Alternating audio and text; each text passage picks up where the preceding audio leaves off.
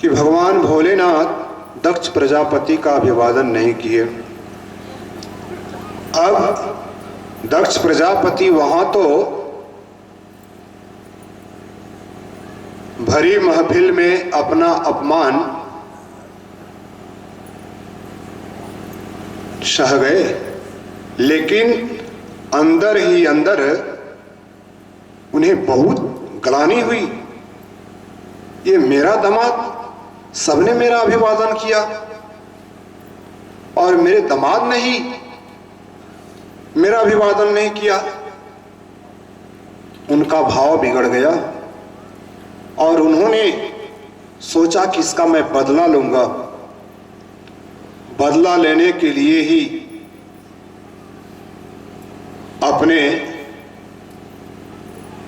राज्य में लौट करके राजसूय यज्ञ किए, उसके बाद दूसरी यज्ञ किए और सभी देवी देवताओं को निमंत्रण दिए, लेकिन भगवान भोलेनाथ और अपनी पुत्री सती को निमंत्रण नहीं भेजे। अब सभी देवी देवता नभ मार्ग से होकर के कैलाश के ऊपर से गुजर रहे हैं। सभी दबंगनाएं नाचते हुए, गाते हुए, झूमते हुए जा रही है। प्रेमी सज्जनों, हर समाज में ईर्ष्या और द्वेष पालने वाले लोग होते हैं। अब हिमालय जाना था तो देवी और देवता लोग कैलाश क्यों आए? ये दिखाने के लिए मैया सती को और भगवान भोलेनाथ को ये दिखाने के लिए कि देखिए हम लोगों को निमंत्रण मिला है, लेकिन आपको निमंत्रण नहीं मिला है। मैया सती और भूत भावन भगवान भोलेनाथ को चिढ़ाने के दृष्टिकोण से सभी देवी देवता कैलाश होकर के गए।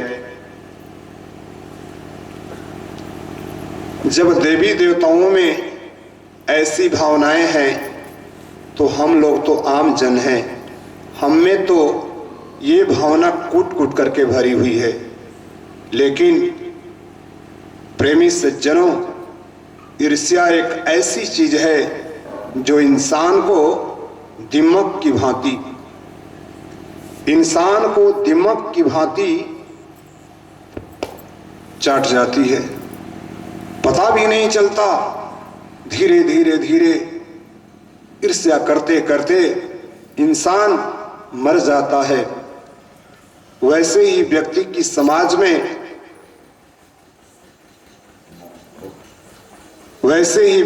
समाज में बड़ी निंदा होती है। इसलिए सज्जनों,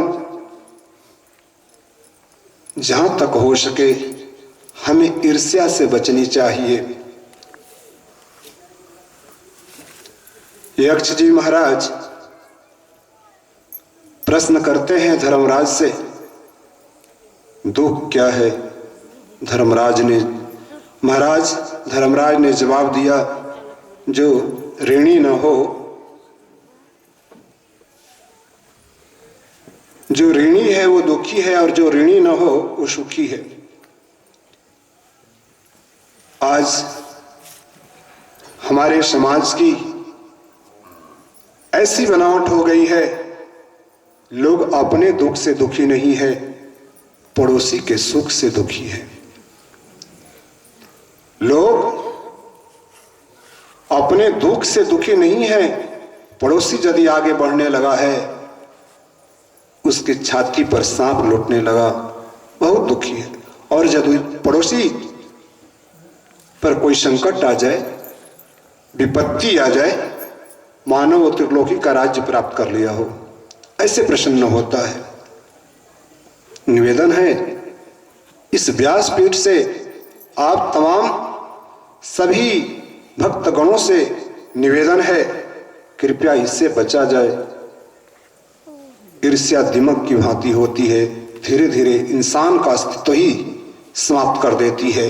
तो सभी देवी और देवता माता सती और भूत भावन भोलेनाथ को ये दिखाने के लिए, देख लीजिए आपके ससुर के घर में यज्ञ हो रहा है, आपको निमंत्रण नहीं मिला लेकिन हम लोगों को मिला है। अब मैया सती भगवान भोलेनाथ से कहती है, प्रभु हमारे पिताजी के घर में यज्ञ हो रहा है, हमें वहां जाने की आज्ञा दीजिए। भगवान भोलेनाथ ने कहा, नहीं, हमें निमंत्रण नहीं मिला है, हमें वहां नहीं जाना चाहिए। मैया सती कहती है, प्रभु शास्त्र ऐसी आज्ञा करते हैं, कुछ खास जगह है जहां बिन बुलाए हुए भी जाया जा सकता है, जैसे गुरु के पास, माता पिता के पास, मित्र के पास, जो सुहृद हो। यदि उसे समय नहीं मिल पाया किसी कारणवश, तो उसके यहाँ जाने में कोई दोष नहीं है। भगवान भोलेनाथ ने समझाया, ऐसी बात नहीं है, वे समयाभाव के चलते हम दोनों को निमंत्रण देना नहीं भूले हैं, वे हम लोगों से ईर्ष्या करते हैं, इसलिए हम दोनों को निमंत्रण नहीं भेजे। प्रेमी सज्जनों, भगवान की लीला तो अपरंपार है। इससे पहले जब रामावतार में भगवान राम 14 वर्ष के लिए वनवास को गए हैं, एक बार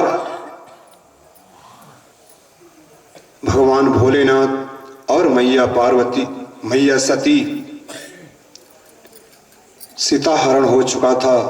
मैया सीता की खोज में भगवान राम लक्ष्मण दर दर की ठोकरें खा रहे थे।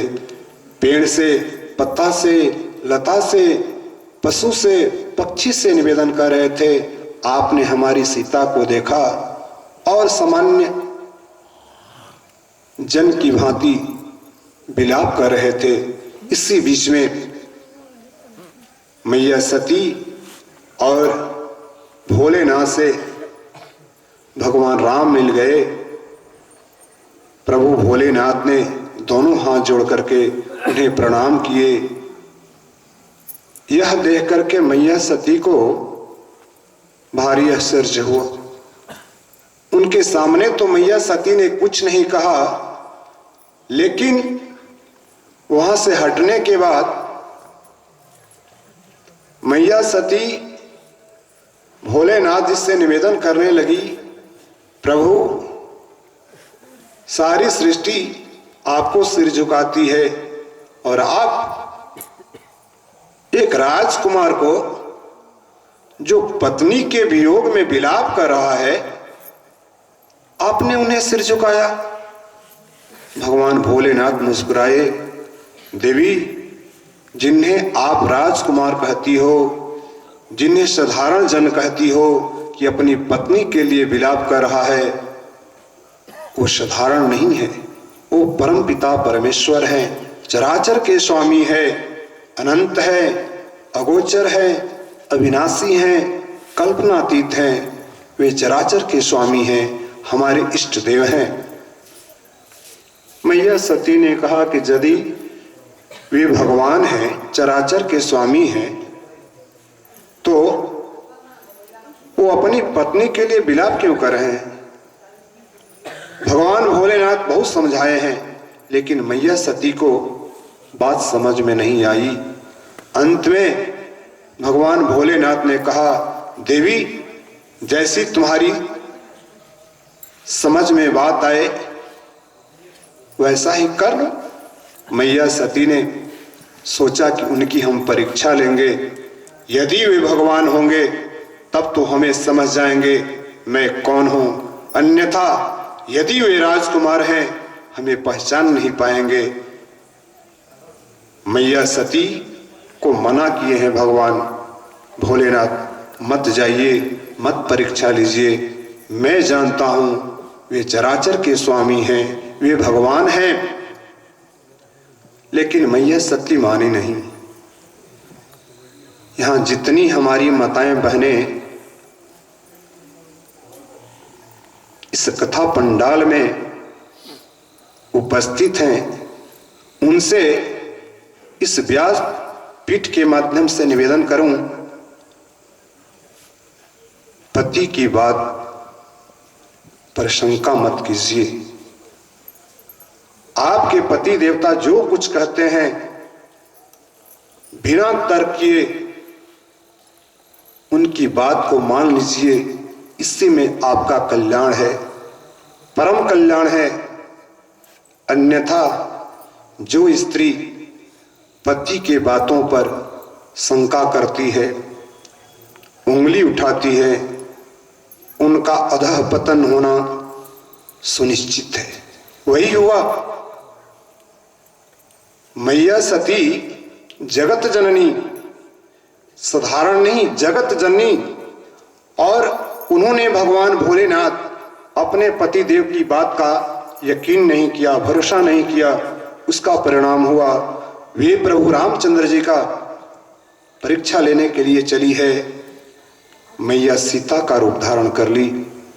और मैया सती ने सोचा जिस सीता को खोज रहे हैं, उनके लिए विलाप कर रहे हैं, जैसे ही हमें देखेंगे वे दौड़े हुए मेरे पास आएंगे और कहेंगे, सीते तुम कहाँ थी, तेरे लिए मैं दर दर की ठोकर खा रहा हूं, मैं रो रहा हूं, तेरे बिना मैं कितना दुखी हूं, ऐसा कहेंगे। लेकिन जैसे ही मैया सती माता सीता का रूप धारण करके भगवान राम के पास पहुंचती है, भगवान राम ने मैया सती को सामने पा करके सिर झुकाए हैं और कहते हैं, मैया आपकी चरणों में मेरा बार बार प्रणाम है, किंतु मैया आप अकेले, प्रभु भोलेनाथ कहाँ है? जैसे ही मर्यादा पुरुषोत्तम भगवान राम ने कहा कि मैया अकेली क्यों, प्रभु भोलेनाथ कहाँ है? अब तो मैया सती के पैर तले से जमीन खिसक गई, सोच गई नहीं ये राजकुमार नहीं है, वास्तव में ये त्रिलोकीनाथ हैं, चराचर के स्वामी हैं, यही भगवान है। बड़ा पश्चाताप हुआ, एक पेड़ के नीचे बैठ गई और उनके हृदय में इतनी जलन पैदा हुई, इतनी जलन पैदा हुई, भगवान राम सोच गए हमारी मैया परेशान है, थोड़ा उनके अज्ञान का पर्दा हटा देना ही उचित है। प्रेमी सज्जनों, भगवान अपने भक्तों के संशय को बहुत जल्दी, उनके अज्ञान को बहुत जल्दी दूर कर देते हैं। भगवान राम ने असंख्य रूप धारण किए हैं और मैया सती देख करके चकित हो जाती है, उनका दिमाग चकराने लगता है, घबरा गई, पुनः आंख बंद करके भगवान का ध्यान किए, वहां कोई नहीं। अब मैया का मन शांत हुआ, भगवान भोलेनाथ जहां विराजमान थे वहां आती है। भगवान भोलेनाथ ने मैया सती से प्रश्न किया, देवी तुमने परीक्षा ले ली? मैया सती पुनः झूठ बोलती है, नहीं प्रभु आपने जो कहा था ना, जो कहा था वही सत्य। हमारी माताएं बहनें बार बार झूठ बोलती हैं, हमारी माताएं बहनें बार बार अपने पति देव से बात बात में झूठ बोलती हैं। यहां मैया सती ने भी झूठ बोला, जिसका बहुत बड़ा उल्टा असर हुआ। भगवान भोलेनाथ ने ध्यान लगाया, उन्होंने क्या देखा, ये हमारी मैया सीता का रूप धारण की है। उन्होंने मन ही मन भगवान भोलेनाथ ने संकल्प लिया कि अब इस तन से सती से हमारा समागम नहीं होगा। उनकी भगवान भोलेनाथ की ऐसी कठोर प्रण देख करके आकाशवाणी हुई, धन्य है प्रभु, आपके सिवा इस ब्रह्मांड में ऐसा कठिन संकल्प लेने वाला कोई नहीं है। मैया सती वहीं पे मौजूद थी। उन्होंने भगवान भोलेनाथ से प्रश्न किया, प्रभु आपने कैसा संकल्प लिया? भगवान भोलेनाथ कहने लगे, नहीं देवी, हमने कोई खास नहीं लिया, एक छोटा मोटा संकल्प लिया है। अब भगवान भोलेनाथ जो हमेशा मैया सती को अपने दाहिने भाग में बैठाते थे, आज मैया सती को सामने बैठाए हैं। रहस्य की बात है। पत्नी का दर्जा पुरुष के दाहिने भाग में होता है। आज मैया सती को भगवान भोलेनाथ दाहिने नहीं बैठा रहे हैं। क्यों? क्योंकि आज भगवान भोलेनाथ उन्हें सती के रूप में नहीं, अपनी माता सीता के रूप में देख रहे हैं। इसलिए माता मान करके प्रेमी सज्जनों, स्थिति परिस्थिति किसके साथ कैसी हो जाए ये कहा नहीं जा सकता। ये तो सब प्रभु की माया है। प्रभु किसके साथ कैसी लीला करेंगे ये प्रभु ही जानते हैं। वही सती जो कुछ पल पहले तक भगवान भोलेनाथ की पत्नी के स्वरूप में थी, वही माता सती अब भगवान भोलेनाथ के लिए माता बन गई। भगवान के रूप के, गुण के, लीला के, धाम के वर्णन करने लगे। अनेक प्रकार की शास्त्र सम्मत कथा कहने लगे। मैया सती सुनने लगी। इसी बीच में देवलोक के जितने देवी और देवता थे कैलाश से होकर के राजा प्रजापति दक्ष के यहाँ जाते हैं। मैया सती कहती है, प्रभु ये सारे देवी देवता नभ मार्ग से विमान में सवार होकर के हमारे पिताश्री दक्ष के पास जाती हैं, हमें भी जाना चाहिए। भगवान भोलेनाथ तो पहले ही उनका परित्याग कर दिए थे मानसिक रूप से। उन्होंने समझाया, नहीं देवी, जहाँ निमंत्रण नहीं हो, जहाँ आदर न हो, जहाँ सम्मान न हो, वहाँ इंसान को नहीं जाना चाहिए, वहाँ आपका जाना उचित नहीं है। मैया ने जिद कर दी, नहीं, हमारी माताएं बहनें जब ये जान जाए कि उनके मायके में, उनके पिता के घर में कोई उत्सव हो रहा है और उनके पतिदेव कहे कि नहीं अभी रुक जाइए, बगावती तेवर अपना लेती है। अनुभव करने वाली बात है। उस वक्त आप अपनी पत्नी को कितना भी समझा लीजिए, नहीं अभी मत जाइए, थोड़ा रुक जाइए, नहीं मानेंगी हमारी माताएं बहनें। आज मैया सती भी प्रभु कितना भी समझा रहे हैं, नहीं मान रही है। पति का आदेश न मानना नारी जाति पर बहुत भारी पड़ता है। आज मैया सती भगवान भोलेनाथ का कहना नहीं मानी है। भगवान भोलेनाथ ने भी देखा प्रभु की लीला आगे कुछ और ही होनी है, हमने इनका तो परित्याग ही कर दिया। वो तो त्रिलोकीनाथ हैं, अंतर्यामी हैं, सब कुछ जानते हैं।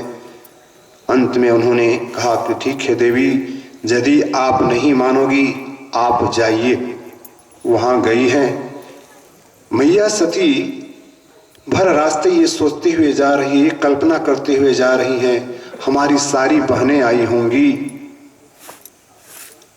परिवार के सभी लोग इकट्ठे हुए होंगे। जैसे ही हम पहुंचेंगे सारी हमारी बहनें दौड़ करके आएंगी, कहेंगी सती तुम कहाँ थी बहन, हम लोग तुम्हारा ही इंतजार कर रहे थे, तेरे बिना यहाँ सुना सुना लग रहा था। बहन, अब तुम हम लोगों के बीच में आ गई, हम लोग बड़े प्रसन्न हैं। लेकिन जैसे ही माता सती अपने पिता के घर में पहुंचती है, जितनी उनकी बहनें थी उन्हें देख करके मुंह फेर ली, कानाफूसी करने लगी। देखो, बिन बुलाए आई है, बिन बुलाए आई है, ताना मारने लगी।